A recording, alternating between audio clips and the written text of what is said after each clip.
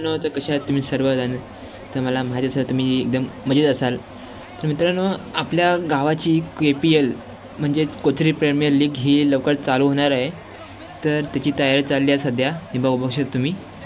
आणि याचे तुम्हाला भाग पण दाखवतो मी, क्रिकेट कसे आम्ही खेळणार आहोत. पब्लिक इथे बघा आमचं.